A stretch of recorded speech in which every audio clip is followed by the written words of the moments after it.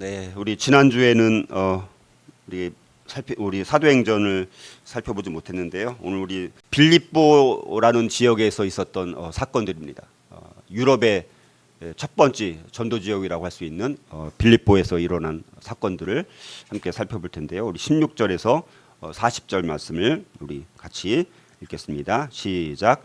우리가 기도하는 곳에 가다가 점치는 귀신 들린 여종 하나를 만나니 점으로 그 주인들에게 큰 이익을 주는 자라. 그가 바울과 우리를 따라와 소리질러 이르되 이 사람들은 지극히 높은 하나님의 종으로서 구원의 길을 너희에게 전하는 자라 하며 이같이 여러 날을 하는지라. 바울이 심히 괴로워하여 돌이켜 그 귀신에게 이르되 예수 그리스도의 이름으로 내가 네게 명하노니 그에게서 나오라 하니 귀신이 즉시 나오니라. 여종의 주인들은 자기 수익의 소망이 끊어진 것을 보고 바울과 실라를 붙잡아 장터로 관리들에게 끌어갔다가 상관들 앞에 데리고 가서 말하되 이 사람들이 유대인인데 우리 성을 심히 요란하게 하여 로마 사람인 우리가 받지도 못하고 행하지도 못할 풍속을 전한다 하거늘 무리가 일제히 일어나 고발하니 상관들이 옷을 찢어 벗기고 매로 치라 하여 많이 친 후에 옥에 가두고 간수에게 명하여 든든히 지키라 하니 그가 이러한 명령을 받아 그들을 깊은 옥에 가두고 그 발을 착고에 든든히 채웠더니 한밤중에 바울과 실라가 기도하고 하나님을 찬송하며 죄수들이 듣더라. 이에 갑자기 큰 지진이 나서 옥토가 움직이고 문이 곧 다 열리며 모든 사람의 메인 것이 다 벗어진지라. 간수가 자다가 깨어 옥문들이 열린 것을 보고 죄수들이 도망한 줄 생각하고 칼을 빼어 자결하려 하거늘 바울이 크게 소리질러 이르되 내 몸을 상하지 말라. 우리가 다 여기 있노라 하니 간수가 등불을 달라고 하며 뛰어들어가 무서워 떨며 바울과 실라 앞에 엎드리고 그들을 데리고 나가 이르되 선생들이여 내가 어떻게 하여야 구원을 받으리까 하거늘 이르되 주 예수를 믿으라. 그리하면 너와 내 집이 구원을 받으리라 하고 주의 말씀을 그 사람과 그 집에 있는 모든 사람에게 전하더라. 그 밤 그 시각에 간수가 그들을 데려다가 그 맞은 자리를 씻어주고 자기와 그 온 가족이 다 침례를 받은 후 그들을 데리고 자기 집에 올라가서 음식을 차려주고 그와 온 집안이 하나님을 믿음으로 크게 기뻐하니라.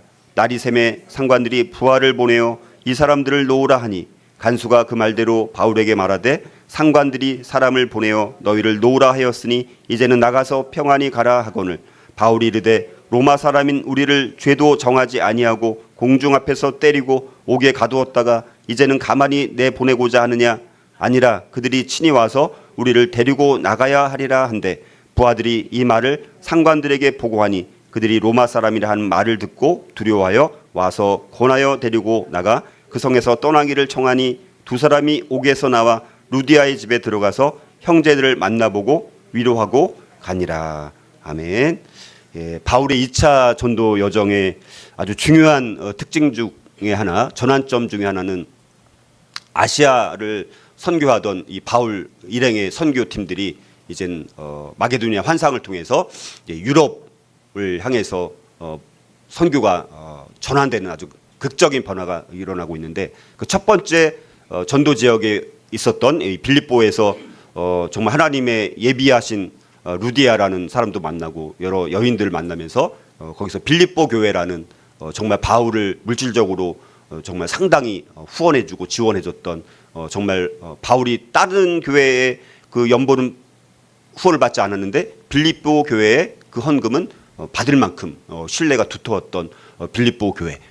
그래서 근데 빌립보 교회에서 또 좋은 일만 있었던 것은 아닙니다. 오늘 우리가 읽어본 것처럼 이 바울과 실라가 감옥에 갇히게 되어지고 매도 엄청나게 여기 뭐 간단하게 매를 맞았다고 하는데 뭐 어마어마하게 매를 맞은 그런 상태에서 또 그럼에도 불구하고 옥에서 정말 찬양과 경배를 올려드리고 또 이제 거의 지진이 일어나서 옥토가 흔들리고 감옥문이 열리는 엄청난 기적. 그런데도 도망가지 않고 간수를 또 도와주면서 그 간수를 구원하게 만들고 그 온 가족이 또 구원을 이루게 만드는 엄청난 역사가 있었던 사건이죠. 그런데 이제 그 내용에 앞서서 한 이제 귀신 들린 점치는 귀신 들린 여종 한나를 만나면서 이 여종을 만나는 계기로 인해서 바울과 실라가 감옥에 갇히게 되는 원인 제공을 하게 되었죠. 자, 그래서 우리가 사람들을 늘 만나면서 우리는 평생 살아갑니다. 자, 그런데 우리가 늘 만나는 사람들을 바라볼 때 우리는 과연 어떤 관점으로 바라보느냐에 따라서 그 사람을 대하는 우리 태도가 전혀 달라질 수 있다. 그러니까 우리가 세상 사람들을 한 사람을 주목해서 보는 것처럼 보는 것이 아니라 성경에서 이 바울과 실라는 과연 어떤 마음으로 이 점치는 여종에 대한 관점을 가졌는지, 아니면 그 여종의 주인들, 그 점치는 여종으로 인해서 수익을 공급받았던 그 주인들은 어떤 태도로 이 그 여종을 취급했는지, 자, 이걸 통해서 우리가 과연 어떤 관점으로 한 사람에 대한 시각을 가져야 될지 우리가 한번 오늘 살펴보려고 하는데요. 우리 여기 보면 여러 예들이 있습니다. 그렇죠? 인류 역사에 많은 사람들이 있었는데요. 특별히 아담 한 사람, 인류의 조상 아담 한 사람을 통해서 이 세상에 원죄가 들어와서 인류가 다 결국 죽음에 이르게 되어진 결과를 낳았고, 또 하나님의 아들이신 메시아이신 예수님께서 십자가에서 죽으심으로 인류의 모든 죄와 또 죽음의 문제를 또 해결해 주신 놀라운 사건이 있기도 했었고, 노아 한 사람이 하나님을 잘 믿음으로 인해서 노아와 또 그의 부인과 그 세 아들과 세 자부가 구원을 얻는 놀라운 일이 있기도 했었고요. 또 노아의 또 세 아들 함, 셈, 야벳은 백인족, 흑인족의 또 조상이 되기도 하는, 그리고 아브람 한 사람을 통해서 갈대아인의 우르를 떠남으로 인해서 믿음의 조상이 되기도 하고, 또 이삭을 통해서 또 야곱을 통해서 또 이스라엘 민족의 조상이 되기도 하는 이 엄청난 일들이 있었고, 또 이 아간의 죄로 인해서 작은 성 아이성에서 패배하는 그런 아픔도 경험하기도 했던, 그리고 우리나라에는 이순신 장군 한 사람으로 인해서 임진왜란에서 우리가 구원받는, 외적의 침략으로부터 나라를 지킬 수 있는, 자, 이런 여러 가지 일들이 있었습니다. 그래서 참 한 사람이 얼마나 중요한지, 우리가 그래서 한 사람을 대할 때 정말 어떻게 소중히 여겨야 되는지, 이걸 성경 말씀을 통해서 함께 살펴보고자 하는데요. 자, 그래서 한 사람으로 인해서 세상의 역사가 바뀔 수 있다. 내가 대하는 그 한 사람을 어떻게 대하느냐에 따라서 또 나 한 사람을 통해서 세상 역사가 바뀔 수 있다라는 그런 사실들을 우리가 한번 전제를 가지고 오늘 말씀을 함께 살펴보려고 하는데요. 자, 그래서 빌립보에서 사역하는 동안 바울의 선교팀, 지금 바울의 선교팀이 누구죠? 바울의 일행, 바울, 실라, 디모데, 누가, 현재 이렇게 분명하게 기록으로 나와 있는, 물론 다른 사람이 더 있을 수도 있습니다. 근데 우리 기록된 지금 바울 이 선교 일행은 4명의 이 선교팀이 지금 같이 있는 상황인데, 점치는 이 귀신 들린 여종으로 인해서 갈등을 겪게 되었습니다. 점치는 이 귀신 들린 여종이 바울 일행의 사역을 자꾸 방해를 하는 거예요. 그래서 견디다 못한 이 바울이 그 악한 영을 향해서 여종에게 떠나라고 명령하자 그 악령이 떠남과 동시에 그 여종은 점치는 능력을 상실하게 됩니다. 그래서 그 사건으로 인해서 그 여종의 주인들이 막 격분하게 되어지는 것이죠. 그 여종 때문에 돈을 벌었는데, 그래서 이제 바울과 실라를 끌어다가 성의 관리들에게 고발하고 마침내 감옥에 투옥되는 그런 신세가 되는 그런 내용이 오늘 나오게 됩니다. 자, 그래서 이런 여러 내용을 통해서 한 사람, 한 개인, 한 영혼을 우리가 바라볼 때 우리가 어떤 관점으로 바라보고 어떻게 대해야 할지에 대해서 함께 살펴보고자 합니다. 자, 오늘 우리가 살펴보는 내용은 초대교회 이야기 84번과 85번입니다. 그래서 점치는 여종의 귀신을 쫓아내고, 그러므로 인해서 바울과 실라가 감옥에 갇히고 풀리는 그런 내용이 나오는 것이 이제 빌립보라는 곳에서 지금 시간대는 AD 50년경에 지금 이 사건이 발생했다라고 볼 수 있습니다. 첫 번째 이제 초대교회 이야기 84번입니다. 점치는 귀신 들린 여종, 그리고 이 바울과 실라가 감옥에 갇히게 되는 그런 내용입니다. 자, 그렇다면 우리가 한 사람을 바라볼 때 우리는 어떤 관점으로 바라보고 어떻게 대해야 할까? 오늘 4가지를 우리 최대한 짧게 함께 묵상하고자 하는데, 첫 번째는요, 우리는 한 사람을 바라볼 때 착취의 수단이 아니라 잃어버린 영혼의 관점으로 바라봐야 된다는 것입니다. 자, 한 사람을 바라볼 때 착취의 수단, 아니면 이용의 수단, 우리도 그런 마음이 있습니다. 사실 저조차도 그런 마음이 있는 거예요. 어떤 사람을 볼 때 이용하고자 하는 마음이 우리 안에 있다라는 것입니다. 아니면 아예 그냥 착취의 수단으로 바라보려고 하는 마음도 있고, 그런 관점이 아니라 잃어버린 영혼의 관점으로 한 사람을 바라봐야 된다는 것입니다. 오늘 16절을 보면 바울 일행이 점치는 귀신 들린 여종을 만나는데 이 여종은 지금 귀신 들린 상태입니다. 자, 미래를 점치는 일, 헬라나 로마 문화에서 아주 흔히 찾아볼 수 있는 그런 일이었습니다. 자, 사람들은 자신들의 미래를 보려고 온갖 미신적인 방법들을 다 동원합니다. 심지어 교회 다니는 믿음이 좋은 권사님, 장로님들도 이런 데 가요, 안 가요? 점치는 데 갑니다. 그래서 우리 미래가 어떻게 되는지 궁금하기도 하고 이렇게 점치는 데까지 가는 일들이 오늘날도 있습니다. 이건 옛날이나 지금이나 똑같아요. 교회 다니는데도 심지어 그런 일들이 일어나고 있습니다. 자, 이 어린 여종은 근데 악한 영에게 지금 사로잡혀 있었죠. 근데 이 여종의 주인들은 그 여종에게 여러 징조들을 해석하고 또 미래를 점치게 해서 돈을 막 계속 벌고 있었습니다. 여종의 주인들은 자신들의 개인적인 이익을 얻기 위해서 점치는 귀신 들린 여종의 아주 불행한 상황을 오히려 착취의 수단으로 이용하고 있었다라는 것입니다.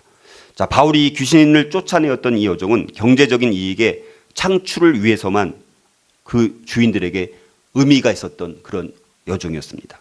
자, 그래서 19절에 보면 여종의 주인들은 자기 수익에 소망이 끊어진 것을 보고 바울과 실라를 붙잡아 장토로 관리들에게 끌어갔다 이렇게 말씀합니다.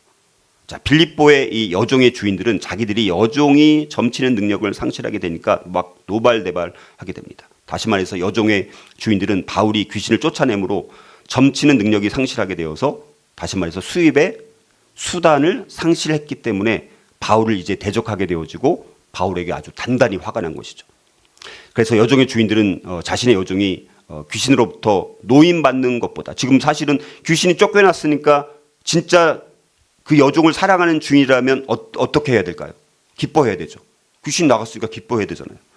근데 귀신으로부터 노임받는 것보다 자신들이 그 일로 인해서 큰 손실을 볼 수밖에 없다는 현실에 집착해 있는 아주 무정한 인간의 본성을 적나라하게 보여주고 있는 사람들이라고 볼 수 있습니다. 자, 여종의 주인들은 바울과 실라가 영생의 진리를 선포하는 것에도 관심이 없었고요. 그 불쌍한 여종이 사악한 존재로부터 구출되었다라는 사실에는 더더욱 관심이 없었다는 것입니다. 자, 그 주인들은 그 여종과 그녀에게 들어가 있는 귀신의 힘을 사용해서 이익을 올리고 있었기 때문에 이제 그렇게 이제 단단히 바울 일행을 향해서 화가 단단히 나게 된 것이죠. 오로지 그들은 자신들의 이 경제적인 손실에 대해서만 슬퍼하고 있는 것을 볼 수 있고요. 그래서 냉혹한 마음의 소유자였던 그 여종의 주인들은 어린 여종의 치유에 대해서는 한마디도 하지 않고 오로지 자신들의 소득원이 사라진 것에 대해서만 지금 열을 올리고 있는 모습을 볼 수 있습니다. 자, 급기야 이 여종의 주인들은 바울과 실라를 잡아가지고 장터로 이제 관리들에게 끌어가게 되어지죠. 그곳에서 그들은 자기들의 방식만 옳다라고 주장을 합니다. 사람들이 하나님의 영광이나 잃어버린 영혼의 구원보다 자신들의 영달에만 관심을 쏟을 때 이것이 바로 우상 숭배와 또 탐욕과 세속화의 확실한 징표인 것을 우리가 기억할 필요가 있습니다.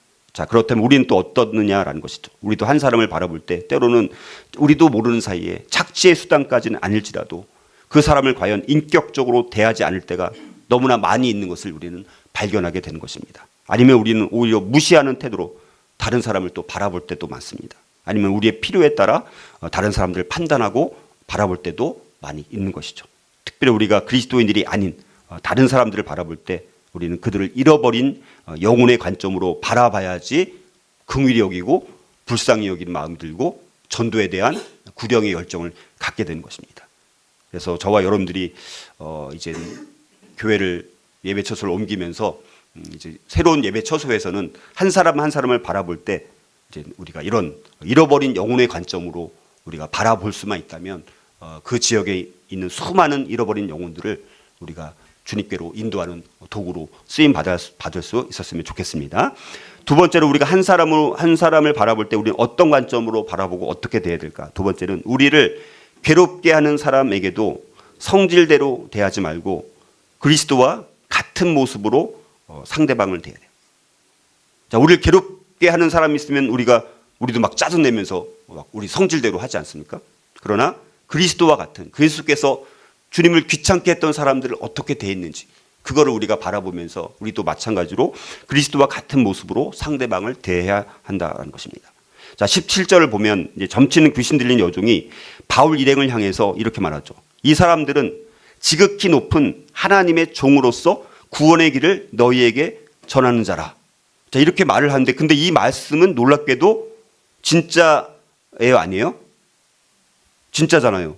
그렇죠? 점치는 귀신 들린 여종의 지식은 귀신에게서 나왔음에도 불구하고 지금 이 여종이 하는 말은 그럼에도 불구하고 실제 사실이었다는 거예요.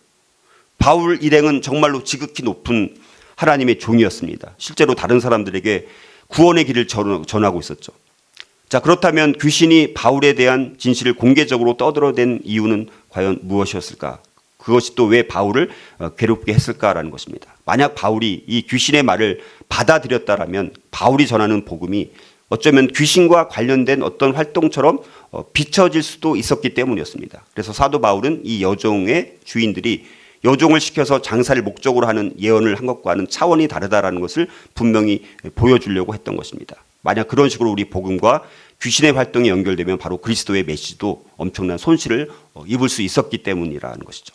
자, 그리고 18절을 보니까 이같이 여러 날을 하는 거예요. 하루만 한 게 아니에요. 계속해서 여기 그림처럼 막 쫓아다니면서 막 괴롭히는 것입니다. 이렇게 여러 날을 하는지라 이 말씀을 보면 틀림없이 여종은 매일 바울 일행을 막 뒤를 졸졸 따라다니면서 계속해서 아마 괴롭혔을 것입니다. 그리고 18절에 보니까 바울이 너무너무 이제 그렇게 막 매일매일 막 쫓아다니면서 괴롭히니까 바울이 심히 괴로워해요. 그래서 지금 여종은 바울과 실라의 사역을 방해하면서 계속해서 괴롭혔던 것입니다. 마침내 바울은 너무 괴로워해서 그 여종을 결국 뒤에서 사주하는 그 귀신을 직접 꾸짖게 이르게 되어지죠. 자, 그리고 나서 바울은 권능이 충만한 예수 그리스도의 이름을 사용해서 그 귀신에게 떠나라고 명령을 하게 되어지고 그러자 귀신이 즉시 나오게 되어집니다. 자, 이런 일련의 과정에서 자, 그럼에도 불구하고 우라로 꽉 찬 이 바울은 자, 그리스도와 같은 모습으로 그 여종을 대하고 있다라는 사실입니다. 사도 바울은 그 가련한 여종의 상태로 인해서 슬퍼했습니다. 그리고 실로 붕괴했습니다. 또한 그 부적절하고 달갑지 않은 종류의 상황에 의해서 당황을 하게 되어지죠. 자, 그러나 그 상황에서 바울은 자기 성질대로 하지 않고 그리스도의 권능을 의지해서 하나님께는 영광이 되고 그 여종에게는 정말 도움이 될 수 있는 일을 하게 된 것입니다. 자, 이런 모습 우리가 난처하고 신경질 나는 그런 상황들을 만났을 때 우리가 과연 어떻게 대처해야 하는지 보여주는 아주 훌륭한 사례라고 볼 수 있습니다. 자, 비록 성질을 부리고 싶은 유혹이 우리가 느껴질지라도 하나님의 분명한 그 인도하심이 있을 때까지 우리는 반드시 기다릴 필요가 있는 것입니다. 자, 왜 그렇습니까? 우리가 아니라 바로 하나님께서 우리를 인도하시도록 하게 되면요, 언제든지 우리 모두에게 더 좋은 결과를 가져다 주기 때문이라는 것이죠. 자, 우리 주변에도 우리를 괴롭게 만들고 힘들게 하는 그런 사람들이 얼마든지 있을 수 있습니다. 자, 그럴 때 우리의 성질대로 반응하고 싶을 때가 얼마나 많이 있습니까? 자, 그럴 때마다 우리는 오늘 바울의 이 대응처럼 우리의 성질대로 대하는 것이 아니라 그리스도와 같은 모습으로 대할 때 하나님께 영광이 되어지고요, 다른 이들에게는 도움이 되는 자, 그런 인생이 될 수 있기를 주님의 이름으로 축복합니다. 자, 세 번째로 또 한 사람을 바라볼 때 우리는 또 어떤 관점으로 바라보고 대해야 될까? 세 번째는요, 상대방을 대할 때 상대방에 대한 편견과 자신의 자만이 아니라 공정하고 객관적으로 대해야 합니다. 자, 여기 이제 이 주인의 이 여종의 주인들이 이런 편견과 자만의 관점으로 불공정하고 객관적이지 않은 그런 모습으로 사람을 대하고 있는 모습을 볼 수 있습니다. 자, 그래서 20절에 보니까 이 바울과 실라는 총독들 앞에 끌려가서 일종의 이제 재판을 받게 됩니다. 자, 그런데 그 죄목이 여종에게서 귀신을 쫓아냈다는 것이 아니라 엉뚱하게도 이 사람들이 유대인인데 이 빌립보 성을 심히 요란하게 했다라는 죄목으로 누명을 씌우는 거죠. 자, 이렇게 여종의 주인들이 이 유대인이라는 인종적인 뿌리를 언급한 것은 지금 로마 식민지인 그 빌립보 그곳에 팽배해 있는 반유대적인 편견을 부추겨서 이제 이 여종의 주인들은 그 반유대적인 편견을 부추겨가지고 자기들을 지금 수입원을 손실하게 만들었던 이 바울 일행을 신라를 더 진짜 골탕 먹이고 더 괴롭게 하려고 하는 그런 속셈으로 이런 행동을 하고 있다는 사실이죠. 자, 그 여종의 주인들은 아주 그래서 영리했죠. 인간적으로 봤을 때는 그래서 아주 고상한 용어로 자신들이 자신들이 지금 바울과 실라를 박해하는 것을 아주 가장하게 되었습니다. 자, 여종의 주인들은 그들이 분노한 진짜 이유, 경제적인 것은 지금 숨기고 이 편견을 부추겨 갖고 지금 바울 일행을 골탕 먹이고 있는 모습들을 보게 되었습니다. 그뿐만 아니라 또한 사람들에게 잠재해 있는 그 반유대주의, 자, 반유대주의, 그리고 그들의 인종적 자만. 반유대주의는 뭡니까? 지금 유대인들이잖아요. 바울이 유대인이잖아요. 신라도. 그러니까 그래서 그걸 반유대주의를 자극시키는 거예요. 또 인종적인 자만. 자기들은 로마 사람이다. 거기에 또 호소해서 바울 일행 이 선교사들을 법적으로 지금 고발하고 있다는 사실이죠. 그렇게 함으로 인해서 편협함에 막 불을 붙이는 거예요. 즉 여종의 주인들은 상대방에 대한 편견과 자기 자신의 자만에 호소하고 있는 것을 볼 수가 있고요. 그리고 이 편견과 자만이 지금 세속적으로는 그대로 일단은 적중되고 있는 것을 볼 수 있습니다. 자, 그래서 21절에 또 보면 이 여종의 주인들은 또 바울과 실라가 로마 사람인 자기들도 받지도 못하고 행하지도 못한 풍속을 전했기 때문에 이 성이 소란하게 됐다라고 또 주장을 하는 거예요. 자, 그 말을 듣고 있었던 이 두 총독은 로마의 식민지에 사는 로마인들을 개종시키려는 어떤 외국 종교에 대한 법 집행뿐만 아니라 이 치안 유지에 더 큰 관심을 두고 있었습니다. 자, 이것이 로마 식민지에서 총독들이 하는 아주 중요한 업무 중에 하나였습니다. 자, 그래서 그 총독들은 귀신을 쫓아내는 것이 유대교로 개종시키려는 행위라고 법적인 해석을 잘못 내리게 되어진 거예요. 따라서 이 바울과 실라에 대한 고소 고발은 결국 유효하게 되어지고 결국 바울과 실라는 감옥에 갇히게 되는 일이 일어난 것입니다. 자, 우리도 이 여종의 주인들처럼 흔히 상대방을 대할 때 상대방에 대한 편견으로 우리가 상대방을 바라볼 때가 참 많습니다. 그래서 어떤 공정성이라든가 객관성을 잃어버릴 때가 많죠. 그리고 우리 자신의 자만으로 또 공정하지 못하고 또 객관적이지 못한 눈으로 상대방을 바라볼 때도 많이 있다는 것입니다. 자, 그래서 이걸 통해서 우리가 한 사람을 바라볼 때 또 상대방을 대할 때 상대방에 대한 편견이나 우리 자신의 자만이 아니라 정말로 우리가 공정하고 객관적으로 대할 수 있었으면 좋겠습니다. 자, 마지막으로 한 사람을 또 바라볼 때 우리는 어떤 관점으로 바라보고 대해야 될까요? 네 번째는요, 고난과 핍박 가운데 있을지라도 포기하지 말고 끝까지 복음을 전할 기회를 찾아야 됩니다. 그러니까 사도 바울과 실라가 지금 감옥에 갇혔습니다. 매도 엄청 맞았어요. 얼마나 아팠을까요? 그런 상황 속에서도 고난과 핍박 가운데 있었음에도 불구하고 거기서 포기하지 않고 또 도망갈 수 있는 기회가 있었음에도 불구하고 거기 이 간수가 자결을 하려고 하니까 그걸 막고 자결을 하려고 하는 간수를 복음을 전해가지고 그뿐만 아니라 온 가족이 구원받을 수 있는 놀라운 일을 행했다라는 사실입니다. 자, 그래서 22절 우리가 이하를 또 보게 되면 바울과 실라는 빌립보 관원들에 의해서 결국 매를 맞고 옥에 갇히게 되었습니다. 로마인의 거짓 증거에 휘말린 바울과 실라는 자신의 입장을 변호할 기회조차 얻지 못한 채 매를 맞고 감옥에 투옥된 것입니다. 자, 바울과 실라처럼 우리가 불운과 고통을 당하고 치욕적인 한 방을 맞으면 우리는 어떻게 되죠? 이 인간들 내가 복수를 해버려야지. 자기 연민에 또 빠지기도 하고 이 문제에 벗어나기 위해서 그냥 조용히 그렇게 있을 수도 있습니다. 물론 이 마지막 선택이 적절할 수 있을지라도, 자, 그러나 우리가 여전히 치유되지 않은 상처를 안고 있다면 사람들은 결국에는 비기독교적인 방식으로 행동하게 되어져서 복수를 하거나 그렇게 이제 행동을 하겠죠. 자, 우리는 그래서 고통의 어떤 찌름이 우리가 제거될 수 있도록 하나님의 영원한 진리가 그 상황에 영향을 줄 수 있도록 우리 자신을 훈련할 필요가 있습니다. 이런 위기의 상황에서 긍정적으로 반응하기 위해서는 바울과 실라처럼 기도와 더불어 그럼에도 불구하고 찬송을 할 수 있어야 된다는 것이죠. 자, 이런 고난과 핍박과 위기의 상황 가운데도 불구하고 그러나 바울과 실라의 기도와 찬송을 죄수들도 들었을 뿐만 아니라 하나님께서 그 찬송과 기도를 하늘에서 받으시고 들으시고 하나님은 지진을 사용해서 자신의 종들에게 자유를 주시고 아울러 이 빌립보 감옥의 간수와 또 그의 가족들에게 구원을 베풀어 주시는 놀라운 일을 행하셨던 것을 보게 되었습니다. 자, 하나님의 역사로 감옥문이 열리고 이제 바울과 실라와 감옥에 있던 모든 사람들의 매인 것이 다 벗어지는 강력한 초자연적인 역사가 일어나게 되었습니다. 자, 그런데 여기서 우리가 정말 주목해야 할 것은 옥터가 움직이고 감옥문이 다 열렸음에도 불구하고 바울과 실라가 아까 말씀드렸던 것처럼 도망하지 않았다는 점입니다. 그리고 오히려 그런 고난에 처한 상황 가운데서 바울과 실라가 도망한 줄로 알고 자결하려고 했던 그 간수에게 바울은 복음을 전하고 그 간수와 그 가정이 예수 그리스도를 영접하는 아주 놀라운 역사가 일어났다라는 사실입니다.